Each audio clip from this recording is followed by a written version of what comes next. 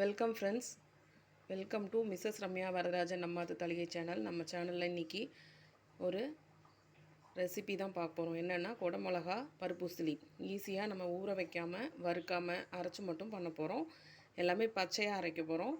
அடுத்து என்னென்னா சாதம், காலையில் பண்ண சாலட், இது ஏற்கனவே என்னோடய சேனலில் ஷார்ட்ஸில் இருக்குது பாருங்கள். அவியல், அப்புறம் முள்ளங்கி சாம்பார். நம்ம இன்னொரு வீடியோவில் எப்படி அவியல் பண்ணுறதுன்னு பார்க்கலாம். எப்படி இந்த பருப்பு உசிலி செய்கிறதுன்னு பார்க்கலாம் வாங்க.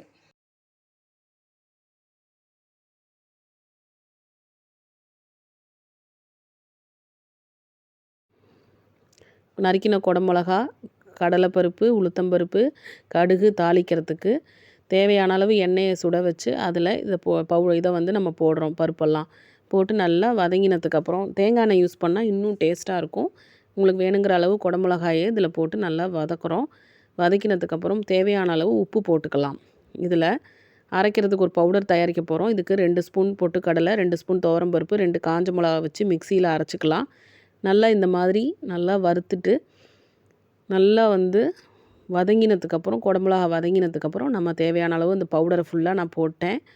நீங்கள் இதுக்கு வறுக்க வேண்டாம், ஊற வைக்க வேண்டாம், ஈஸியாக நம்ம பண்ணலாம். முன்னாடியே இந்த பவுடரை பண்ணி வச்சுட்டு கூட நீங்கள் பண்ணலாம். அதுக்கப்புறம் நல்லா இந்த மாதிரி வந்துடும். நல்லா இது மாதிரி வதக்கிட்டு நீங்கள் என்ன பண்ணுறீங்க அப்படின்னாக்க, இன்னும் கொஞ்சம் தேவையான அளவு எண்ணெய் வேணும்னா எண்ணெய் விட்டுக்கலாம். உங்கள் காரத்தை பொறுத்து கூடவோ குறைச்சலோ நம்ம காரத்தை ஏற்றிக்கலாம், இறக்கிக்கலாம். முடிச்சுட்டு கடைசியாக இந்த மாதிரி ஒரு ஸ்டேஜுக்கு வரும். அந்த சமயத்தில் அடுப்பை சிம்மில் வச்சு நல்லா கிளறலாம். இதேமாரி கொத்தவரங்காயில் பண்ணலாம், வாழைப்பூவில் பண்ணலாம், அப்புறம் அவரைக்காயில் பண்ணலாம். ஸோ நம்மளோட டேஸ்டியான பருப்பு உசிலி ரெடி.